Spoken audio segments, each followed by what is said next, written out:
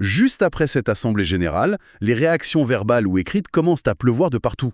Mais la porte-parole du gouvernement, Marie-Rose Cadifay, elle opte pour une approche radicalement différente. Elle ne publie pas de longs textes? Rien. Pas de communiqué, pas de grande déclaration politique. Elle poste juste une photo d'elle portant une casquette aux couleurs du PASTEF. C'est quand même paradoxal, non? Très paradoxal, oui. Je veux dire, c'est une porte-parole. Son métier, par définition, c'est de parler. Et là, elle choisit de ne rien dire et elle laisse un vêtement s'exprimer à sa place. C'est comme... C'est comme porter le maillot de son équipe de foot sous son tailleur de bureau. Exactement. C'est le marqueur tribal par excellence. Et c'est là qu'il faut décrypter la puissance de ce geste. Parce que dans un moment post-assemblée générale, qui est toujours un moment de tension ou de flottement, arborer les couleurs du parti, c'est un rappel direct à la base militante. C'est un ancrage. Un ancrage idéologique, visuel, immédiat. Si on analyse ça sous le prisme purement textuel, ça ressemble à une esquive.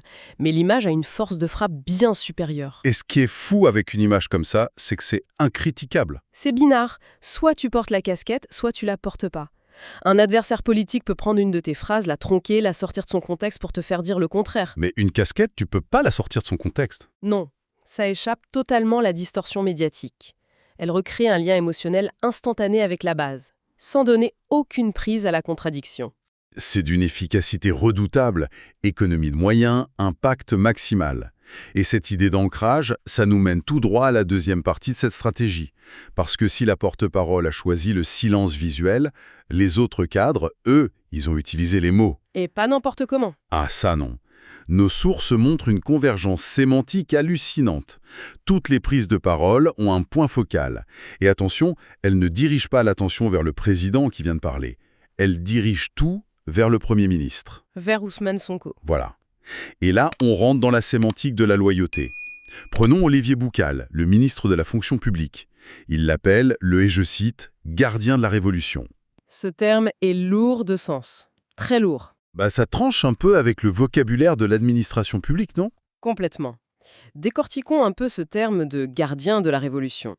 Un Premier ministre, normalement, c'est un profil administratif. Il gère les ministères, il exécute les politiques.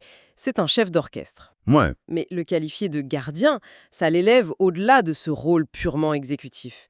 Ça en fait le protecteur idéologique du mouvement. Ça sous-entend que le projet politique est un sanctuaire. Un sanctuaire fragile. Et utiliser le mot « révolution », ça pose leur projet comme un événement historique majeur. Ça dit implicitement à la Basse-Berre « Attention, le pouvoir institutionnel est acquis, mais le dogme originel a besoin d'être protégé. » D'où le besoin d'un gardien. On n'a pas besoin de gardien s'il n'y a pas de menace. Exactement, c'est une vigie incontestable. Et d'ailleurs, cette notion de vigie et de navigation, ça nous amène à cette métaphore qui m'a le plus frappé dans nos documents. La boussole. Là où ça devient vraiment intéressant, c'est cette répétition. Oui, le mot apparaît 2 fois de manière très stratégique. Hassan Bengué, le DG de Dakar Demdik, déclare, je prends mes notes, Pros, donc le président Ousmane Sonko, reste notre seule boussole politique. Et ensuite, on a Khadidiane Gaye, la ministre de la Jeunesse et des Sports. Qui ajoute « Ousmane Sonko, vous êtes la boussole qui guide notre engagement pour le Sénégal et pour l'Afrique. » La boussole, c'est un archétype hyper riche en communication. Mais pourquoi une boussole? On a besoin d'une boussole que quand on navigue en eau trouble ou qu'on risque de se perdre, non? C'est tout à fait ça. Utiliser ce mot, c'est concéder que l'environnement actuel est mouvant. Peut-être même désorientant. Tu sors pas une boussole sur l'autoroute, tu la sors dans le brouillard ou au milieu de l'océan. J'aime bien comparer ça au GPS. Le GPS, il te dit « tourne à gauche à 100 mètres », il te micromanage. La boussole, elle te donne juste le nord magnétique. C'est une excellente analogie. Elle indique le cap, l'idéal à attendre, mais elle te laisse traverser les obstacles. Mais note bien l'évolution entre les 2 citations. C'est subtil. Ouais. Hassan Bengué parle d'une boussole politique. Voilà, dimension interne. Il parle à l'appareil partisan au niveau national. Et la ministre Gaye, elle élargit ça, pour le Sénégal et pour l'Afrique. On passe d'une dimension nationale à une dimension panafricaine. C'est une amplification rhétorique. En projetant leur leader comme un repère continental, ça verrouille paradoxalement son autorité au niveau local. Si la boussole marche pour tout un continent, on ne va pas remettre en question la direction pour le pays. C'est imparable comme logique d'alignement. C'est brillant. Mais au-delà des symboles et de la sémantique, nos sources montrent un 3e axe tactique. Et je crois que c'est le plus surprenant. La gestion des émotions. comme stratégie politique. C'est rare de voir ça affiché aussi ouvertement. Grave. Dès la fin de l'Assemblée générale, les députés montent au créneau. J'ai la citation de Maïmouna Bousso ici. C'est clinique. Elle dit Le focus, c'est maintenant. Nous avons déjà traversé Pierre, nous sommes toujours debout. Maîtrisez vos émotions. « Maîtrisez vos émotions ». C'est fort. Attends, la suite est encore mieux. Ils avancent avec froideur et calcul et veulent notre colère comme carburant, rester sereins, unis, forts et déterminés. Si on relie ça à une vision plus globale de la politique, l'injonction à la discipline émotionnelle ici est fascinante. D'habitude, la politique, surtout sur les réseaux, c'est la prime à l'indignation. Tout à fait. L'outrance crée de l'engagement, la colère, ça mobilise. Mais là, elle inverse la consigne. Elle alerte les militants sur la réaction épidermique n'est plus une arme, c'est une faille de sécurité. Parce que les adversaires veulent leur colère comme carburant. C'est la phrase clé. Les adversaires sont décrits comme froids et calculateurs. Si tu réponds à la froideur par la colère irrationnelle, tu perds. Tu joues sur leur terrain. C'est la différence entre être dans l'opposition et être au pouvoir, en fait. Exactement. La colère est le moteur de la contestation. Mais quand tu es dans une posture de consolidation, ce même carburant peut faire exploser ton propre camp. La réponse demandée, c'est la sérénité. La sérénité comme forme de résistance tactique. C'est un bouclier psychologique. On refuse de fournir aux adversaires les images de division ou d'hystérie qu'ils espèrent. Et cette consigne, elle est résumée d'une manière encore plus extrême par un autre député, Guy Marius Sagna.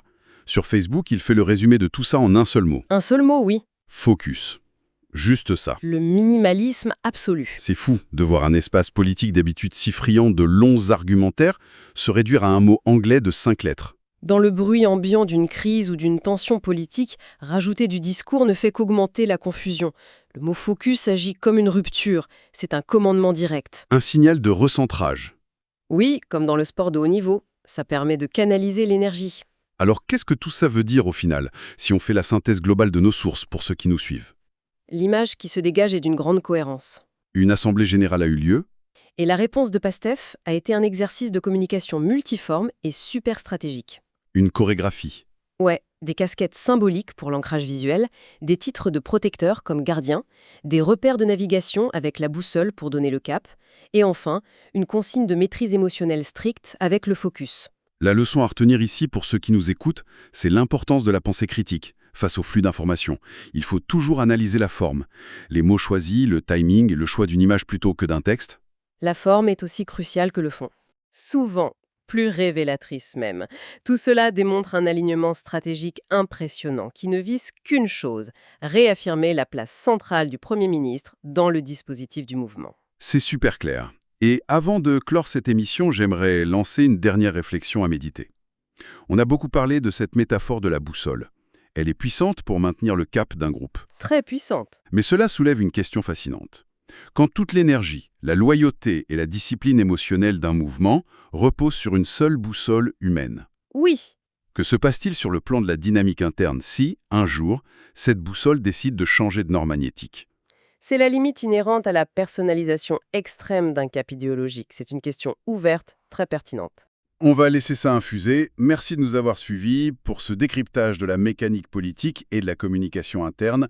On vous invite, comme toujours, à continuer d'explorer et d'analyser l'information avec un esprit critique. À la prochaine! À très bientôt.